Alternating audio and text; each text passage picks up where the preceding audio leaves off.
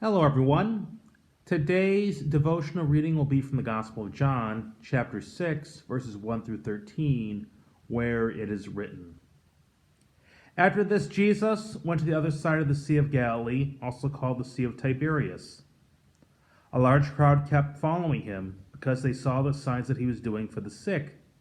Jesus went up the mountain and sat down there with his disciples. Now the Passover, the festival of the Jews, was near. When he looked up and saw a large crowd coming toward him, Jesus said to Philip, "Where are we to buy bread for these people to eat?" He said this to test him, for he himself knew what he was going to do. Philip answered him, 6 months' wages would not buy enough bread for each of them to get a little.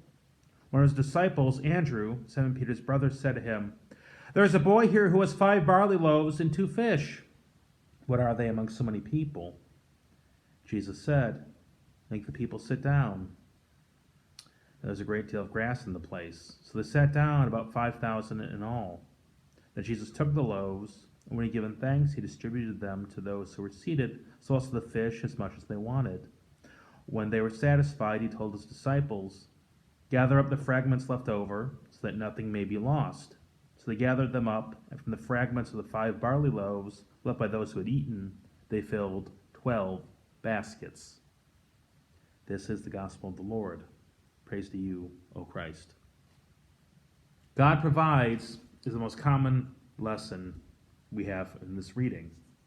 We've gone to the grocery store and the restaurants we've seen a piece of pita bread, a little loaf.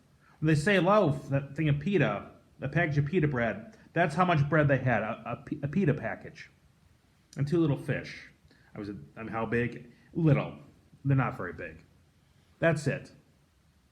5,000 men, not counting their families, women and children. So maybe it's like 20,000.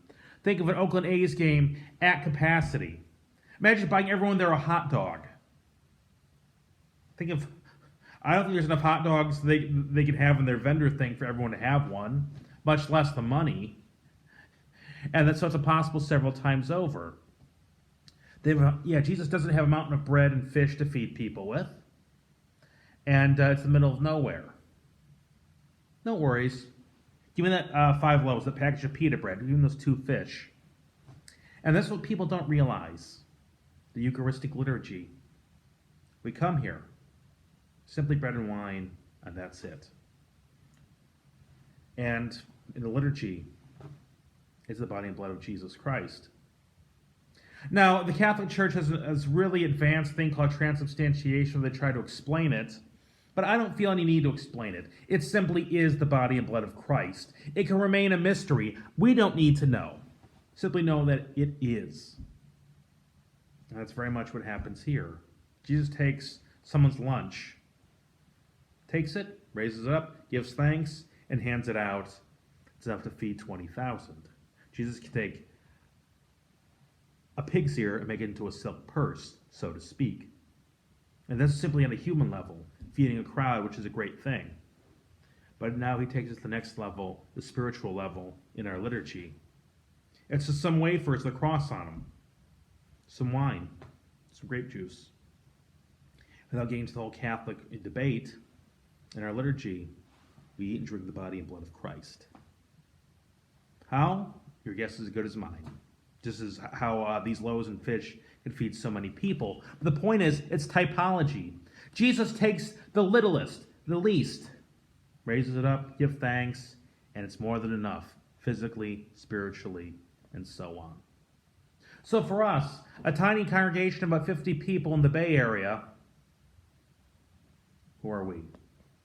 To the 8 million people living here in the general vicinity. God takes us, lifts us up, and we're his children. And we're not alone. Christians are clearly a minority in the Bay Area. Across all denominations, church attendance is, if you're lucky, 10%. But we're the people of God, we're enough. For the people that actually follow Jesus Christ in the world, we again are not in the majority. But we're enough. Not because of us, but because of him. So we know Jesus has us in the right place at the right time. He lifts us up, gives thanks for us, and we'll see what he does. Knowing him, it's going to be good. Let us close with prayer.